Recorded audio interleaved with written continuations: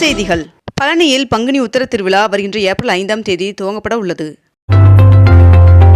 3 நாட்கள் விடுமுறைக்கு பிறகு தமிழக சட்டப்பேரவை இன்று மீண்டும் கூடியது. நெடுஞ்சாலைத்துறை, பொதுப்பணித்துறை மானிய கோரிக்கை மீது விவாதம் நடக்கிறது.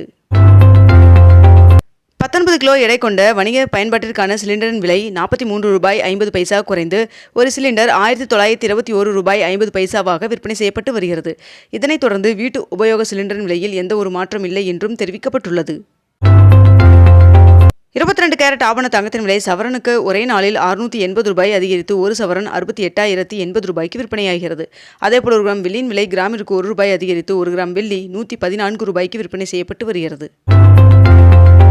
சென்னையில் ஜனவரி 7ஆம் தேதி முதல் நேற்று வரை 83,394 மெட்ரிக் டன் கட்டிடக் கழிவுகள் அகற்றப்பட்டுள்ளதாக மாநகராட்சி ஆணையர் தெரிவித்துள்ளார்.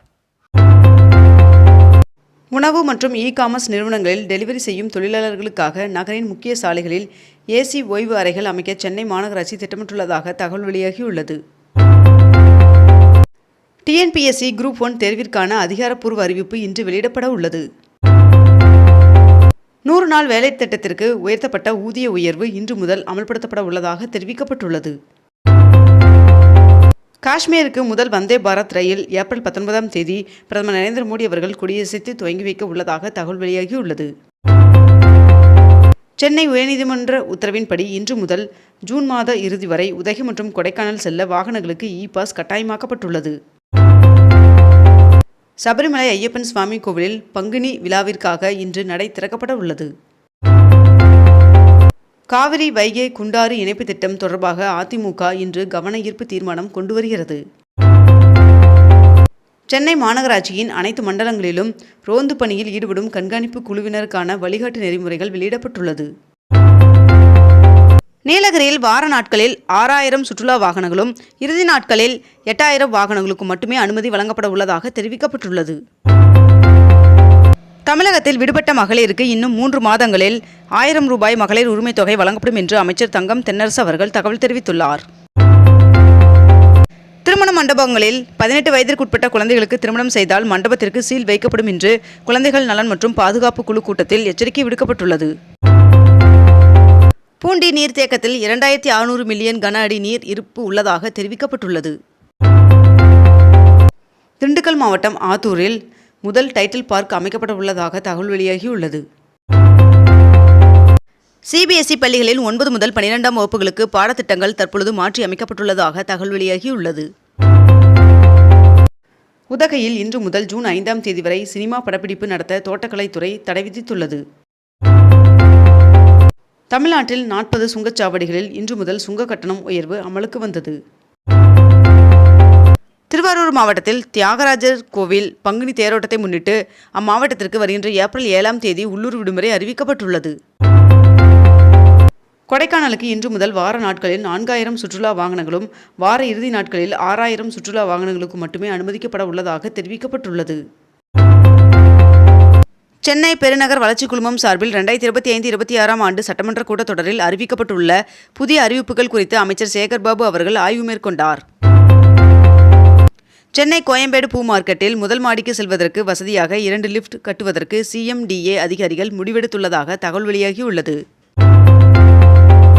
பெண்கள் பெயரில் பதிவு செய்யப்படும் சொத்துக்களுக்கு பதிவு கட்டணம் 1% குறைப்பு தொடர்பாக தமிழ்நாடு அரசு அரசாணை வெளியிட்டுள்ளது. மதுரையில் மார்க்சிஸ்ட் கம்யூனிஸ்ட் கட்சியின் அகில இந்திய மாநாடு வருகின்ற ஏப்ரல் 2ஆம் தேதி முதல் 6ஆம் தேதி வரை நடைபெற உள்ளது. தமிழ்நாட்டில் கன்னியாகுமரி, அவிநாசி, பெருந்துறை உட்பட மேற்கண்ட இந்த 7 புதிய நகராட்சிகளை உருவாக்கி தமிழ்நாடு அரசு அரசிதழ் வெளியிட்டுள்ளது.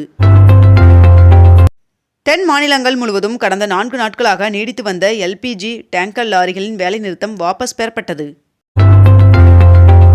மனதின் குரல் நிகழ்ச்சியில் திருப்பூர் கழிவுநீர் சுத்திகரிப்பு ஆலைகளின் பணிகளை பிரதமர் நரேந்திர மோடி அவர்கள் பாராட்டி பேசினார். ஏப்ரல் 1ஆம் தேதியாகிய நாளை முதல் வருமான வரித்துறை அதிகாரிகள் மக்களின் வாட்ஸ்அப், டெலிகிராம் மற்றும் மின்னஞ்சல் கணக்குகள் போன்ற டிஜிட்டல் தொடர்பு தளங்களை கண்காணிப்பார்கள் என்று ஒன்றிய நிதியமைச்சர் நிர்மலா சீதாராமன் அவர்கள் தெரிவித்துள்ளார். தமிழ்நாட்டில் நேற்று அதிகபட்சமாக சேலம் மாவட்டத்தில் 102 டிகிரி பாரன்ஹீட் வெயில் பதிவாகியுள்ளது. தமிழகத்தில் வருகின்ற ஏப்ரல் 2ஆம் தேதி கோவை, தென்காசி, விருதுநகர், தேனி, திண்டுக்கல் ஆகிய மாவட்டங்களிலும், ஏப்ரல் 3ஆம் தேதி கோவை, நீலகிரி, ஈரோடு ஆகிய மாவட்டங்களிலும் கனமழை பெய்ய வாய்ப்புள்ளதாக வானிலை மையம் தகவல் தெரிவித்துள்ளது. சென்னை வில்லிவாக்கம் திருநகர் பகுதியில் மத்திய சென்னை MP தயாநிதி மாறன் அவர்கள் தொகுதி மேம்பாட்டு நிதியில் கட்டப்பட்ட இறகுப்பந்து உள் விளையாட்டு அரங்கை திறந்து வைத்துள்ளார். பிரதமர் நரேந்திர மோடி அவர்கள் நாக்பூரில் உள்ள RSS தலைமையகத்திற்கு சென்றுள்ளார். தமிழகத்தில் ஆதிதிராவிடர் மற்றும் பழங்குடியின மக்களின் கல்வியறிவை உயர்த்த 2798 கோடி ரூபாய் ஒதுக்கீடு செய்யப்பட்டுள்ளதாக முதலமைச்சர் மு.க. ஸ்டாலின் அவர்கள் தெரிவித்துள்ளார். ரம்ஜான் பண்டிகையை முன்னிட்டு எட்டயபுரம் ஆட்டுச்சந்தையில் 6 கோடி ரூபாய்க்கு மேல் விற்பனை நடைபெற்றதாக வியாபாரிகள் தகவல் தெரிவித்துள்ளனர். 640 தீயணைப்பு வீரர்களுக்கு மாநில பயிற்சி மையம் மற்றும் 6 தற்காலிக பயிற்சி மையங்களில் வருகின்ற 1ஆம் தேதி முதல் பயிற்சி துவங்கப்பட உள்ளதாக தெரிவிக்கப்பட்டுள்ளது. ATMல் இலவச பரிவர்த்தனை எண்ணிக்கையை தாண்டினால் மே 1ஆம் தேதி முதல் கூடுதலாக 2 ரூபாய் வசூலிக்கப்படும் என்று அறிவிக்கப்பட்டுள்ளது. மேலும் வங்கி ATMல் பணம் எடுக்க கட்டணம் உயர்த்தப்பட்டதற்கு முதலமைச்சர் மு.க. ஸ்டாலின் அவர்கள் கண்டனம் தெரிவித்துள்ளார். ஊசியின் மூலம் தர்பூசணி பழத்தின் நிறம், சுவையை மாற்றினால் கடுமையான நடவடிக்கை எடுக்கப்படும் என்று அமைச்சர் மா. சுப்பிரமணியன் அவர்கள் எச்சரிக்கை விடுத்துள்ளார். திருச்செந்தூர் சுப்பிரமணிய சுவாமி கோவிலில் இன்று முதல் 3 நாட்களுக்கு சிறப்பு தரிசனம் ரத்து செய்யப்பட்டுள்ளது. திருச்செந்தூர் முருகன் சுவாமி கோவிலில் அருகே நேற்று கடல் சுமார் 60 அடிக்கு உள்வாங்கியதால் பாசி படர்ந்த பாறைகள் வெளியே தெரிந்தன. மியான்மரில் ஏற்பட்ட நிலநடுக்கத்தால் உயிரிழந்தோர்களின் எண்ணிக்கை 2000ஆக அதிகரித்துள்ளது.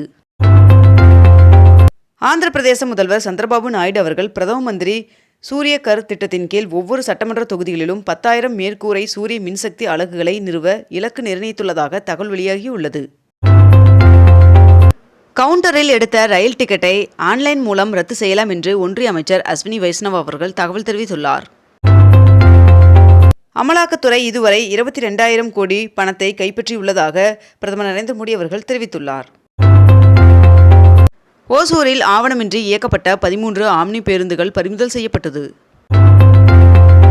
மியான்மர் மற்றும் தாய்லாந்தில் நிலநடுக்கத்தால் பாதிக்கப்பட்ட தமிழர்கள் தொடர்பு கொள்வதற்கு மேற்கண்ட இந்த உதவி எண்களை அயலக தமிழர் நலத்துறை அறிவித்துள்ளது. ஈரோடு கரூர் ரோட்டில் உள்ள சோலாரில் கட்டப்பட்டு வரும் புதிய பஸ் ஸ்டாண்ட் கட்டுமான பணிகள் வருகின்ற மே 31ஆம் தேதிக்குள் நிறைவு செய்ய முடிவு செய்யப்பட்டுள்ளதாக அதிகாரிகள் தகவல் தெரிவித்துள்ளனர்.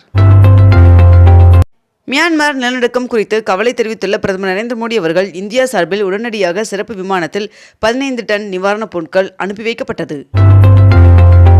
திருவான்மியூர் மருந்தீஸ்வரர் கோவிலில் வருகின்ற ஏப்ரல் 3ஆம் தேதி பங்குனி உத்தர திருவிழா கொடியேற்றத்துடன் தொடங்குகிறது. இத்துடன் இன்றைய தலைப்புச் செய்திகள் நிறைவடைகின்றன. மேலும் இதுபோன்ற அண்மை தகவல்களை உடனுக்குடன் தெரிந்து கொள்ள அக்னிபூ சேனலை சப்ஸ்கிரைப் செய்து கொண்டு தொடர்ந்து இணைந்திருங்கள். நன்றி, வணக்கம்.